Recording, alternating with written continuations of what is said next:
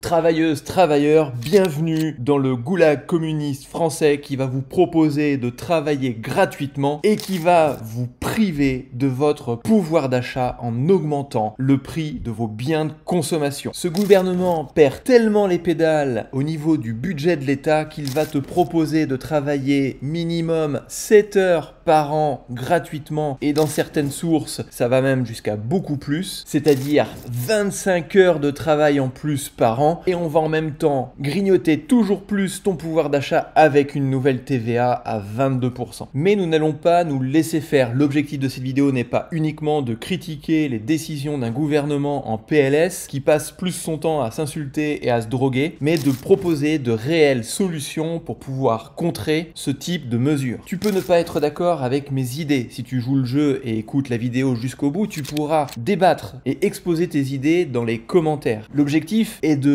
proposer un ensemble de solutions, un ensemble d'idées que l'on pourrait pousser sur une élection présidentielle. Alors, si tu es d'accord avec le concept, on enchaîne sur la vidéo et je te donne rendez-vous dans les commentaires. On va donc te proposer de travailler 7 heures par an gratuitement pour pouvoir renflouer la caisse de la sécurité sociale. On a 3 gros points noirs en France. On a la sécurité sociale, la retraite et on a toute la cystosphère française. Toute la cystosphère et dont une partie te fait miroiter qu'il faut toujours plus de taxes, toujours plus d'impôts pour pouvoir aller mettre cet argent-là à fond perdu dans une sécurité sociale ou dans une retraite. Et c'est ces mêmes personnes qui au passage se servent gracieusement, ont des ministres, des députés, ont des secrétaires, ont des personnes spécialisées pour faire un livre blanc qui te coûte un pognon monstrueux qui à la fin finit par grignoter la plupart des impôts gigantesques français pour aller essayer de mettre des petits pansements à notre sécurité sociale. C'est exactement ce qui se passe en France pour absolument tout le monde. Bien évidemment, on compare cette mesure à la petite journée de solidarité qu'on s'est fait enfler il y a quelques années et cette journée sera sans rémunération, sans absolument rien du tout dans ta poche, nada que dalle. Et tu vas voir que concrètement, tu as tout à y perdre parce que sur ces 7 heures, même si c'est pas grand chose, sur cette 7 heures-là, mais tu vas voir que dans certains cas, c'est beaucoup plus, sur ces 7 heures-là, tu ne vas pas payer de cotisation. Tu ne vas pas cotiser pour la sécurité sociale, tu vas pas cotiser pour ta retraite, tu vas pas cotiser pour ton chômage parce que c'est 7 heures qui te sont retirées. Même si c'est pas grand chose, c'est beaucoup trop et il faut le voir comme un impôt. C'est un impôt pour les Français. Toute privation de richesse est un impôt pour les Français, à quelque niveau que ce soit. Que ce soit un multimilliardaire qui se fait ponctionner sur les dividendes, sur son chiffre d'affaires, sur son bénéfice ou quoi que ce soit, c'est un impôt. Le fait que tu aies un impôt sur le revenu qu'on te taxe, c'est un impôt. La TVA est un impôt. Travailler gratuitement, c'est un impôt. On te propose dans ton travail de cotiser pour pouvoir avoir le droit à de la formation, tu vois, le fameux CIF qui existe là, et bien du jour au lendemain, on t'a proposé de payer 200 € supplémentaires pour avoir le droit à ta formation, qu'on a fait passer ça comme une contribution pour sauver ce système-là, ça reste un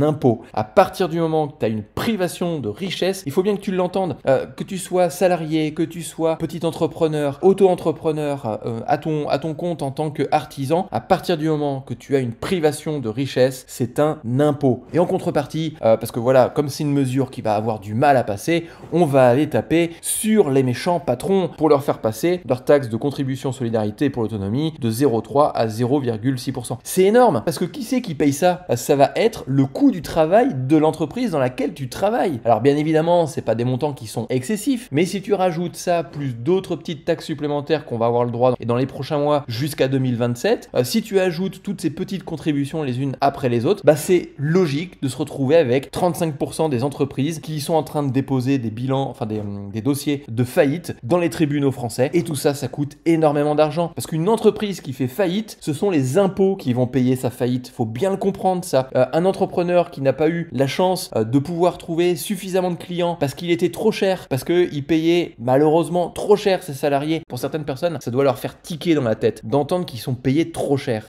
Eh bien, c'est totalement totalement vrai, mais trop cher, pas sur ton salaire de base. Un salarié doit être payé à la valeur qu'il apporte à l'entreprise, c'est tout à fait normal. Par contre, les cotisations sociales, les cotisations patronales sont beaucoup trop élevées en France pour être compétitifs. Et c'est pour ça que tu te retrouves avec 35% des entreprises qui sont en train de faire faillite. Et tous ces montants-là, toutes les dettes que ces entreprises déposent au tribunal, tous ces éléments justement de coûts, donc les frais bancaires qu'ils ont eu, les fournisseurs qu'ils n'ont pas payés, tous ces éléments-là, en fin de compte, qui c'est qui va les payer? C'est les impôts français, parce que c'est l'État qui prend en compte les faillites. Ça, je pense que peu de personnes connaissent cette histoire-là. Peu de personnes connaissent cette histoire-là. Donc, allez taper sur les entreprises, ok, pas de problème, c'est ton point de vue, d'accord? Mais en fin de compte, si cette entreprise fait faillite, c'est toi qui finis par payer. Et là où c'est encore plus grave, on va te proposer quasiment 25 heures de travail en plus par an. C'est-à-dire que les mecs, ils t'ont envoyé comme ça à grands coups de titre dans les journaux que ça serait que 7 heures par an, mais ils ont été quand même pensés à un moment donné dans leur réflexion, ça serait bien qu'on aille entuber les Français de 25 heures supplémentaires par an. Ce serait quand même plutôt pas mal. Et que ça soit des centristes ou pas, peu importe. La France est fondamentalement de gauche, que ce soit de la droite jusqu'à l'extrême gauche opposée, d'accord? À partir du moment qu'un ministre vient parler d'impôts, à quelque niveau que ce soit du méga riche, du méchant riche, enfin, le narratif est toujours le même. C'est l'histoire du grand méchant loup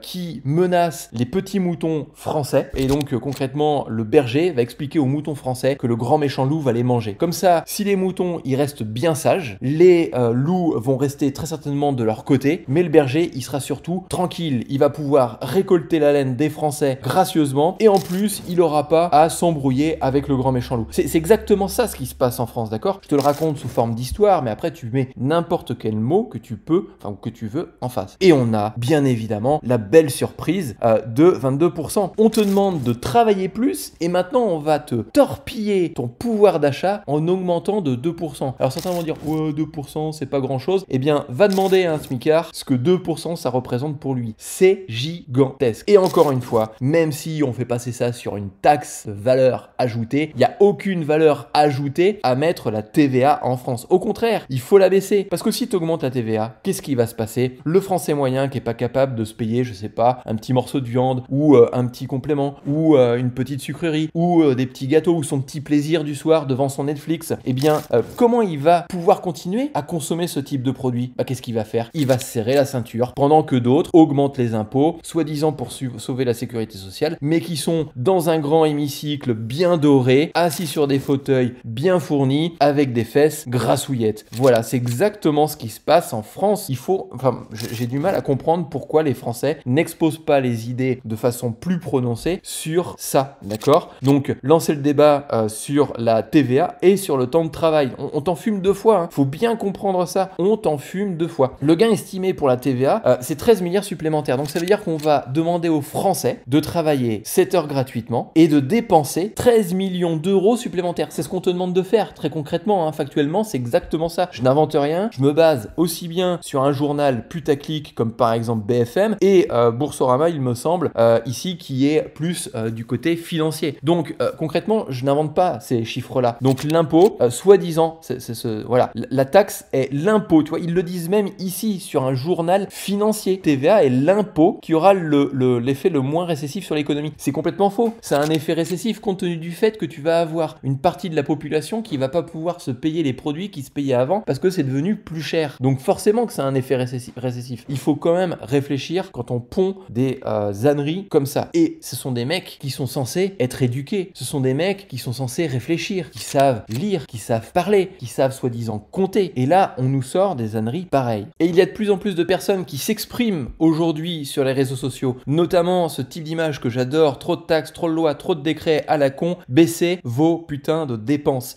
C'est exactement ce que le gouvernement devrait s'atteler à faire, mais ils préfèrent s'engraisser plutôt que dégraisser les dépenses de la France. Maintenant, ce qu'ils ne savent pas, c'est que les Français ont des ressources formidables aujourd'hui à leur disposition pour pouvoir s'en sortir. Que tu sois ouvrier, salarié, caissier, que tu travailles dans les champs, que tu sois maçon, tu as des opportunités à ta disposition sans débourser un centime pour pouvoir te créer un petit side business. Ça sera du complément de revenu au début, mais peut-être qu'au fur et à mesure et de persévérance, tu vas pouvoir dégager un vrai complément de revenu. Un exemple tout simple, prends TikTok, fais des vidéos sur ce qui te passionne, copie ce qui existe déjà pour regarder comment est-ce que eux réussissent, décroche la monétisation de ce type de réseau social. Même si on n'aime pas TikTok, je suis le premier à pester sur ce réseau social, je l'utilise quand même à des fins purement économique. YouTube, exprime tes idées, crée une chaîne YouTube sur un sujet qui t'intéresse. Utilise l'actualité pour appuyer ton sujet. Moi, je parle principalement de politique économique, mais tu pourrais faire la même chose sur, par exemple, le combat qui s'affronte entre les voitures thermiques et les voitures électriques. Donne une opinion tranchée, fais des vidéos et décroche la monétisation. Et tu as beaucoup d'autres solutions comme celle-ci. Tu as X, le réseau social, tu as Telegram qui te permet de décrocher des rémunérations supplémentaires et tu peux à la fin te créer tout un écosystème. C'est-à-dire qu'effectivement la rémunération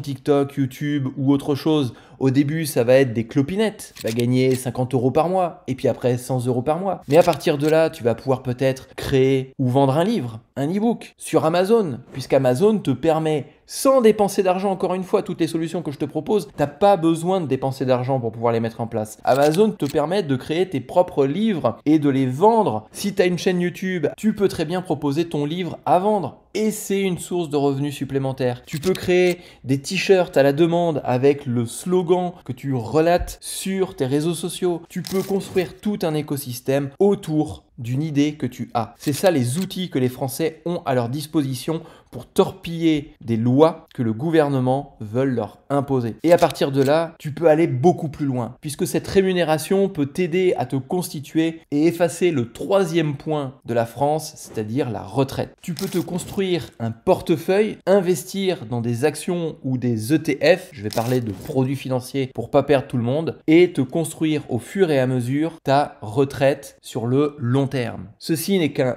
exemple, un petit portefeuille que j'ai créé il y a moins d'un an. On est déjà à plus 13% d'augmentation de capital simplement en ayant une petite routine régulière qui est d'acheter 2 produits financiers par semaine. Je n'ai fait que ça pendant un an. Et dernièrement, dans une formation que j'ai publiée sur cette chaîne complètement gratuitement, tu as toutes les informations à la fin de cette vidéo en cliquant sur la petite vidéo qui va s'afficher. On a ajouté dernièrement un petit produit financier supplémentaire pour venir renforcer notre portefeuille. Et de jour en jour, on devient toujours plus riche. La richesse, c'est pas d'être milliardaire, c'est d'avoir les idées pour se construire sa liberté. Alors ne te laisse pas faire, exprime-toi dans les commentaires.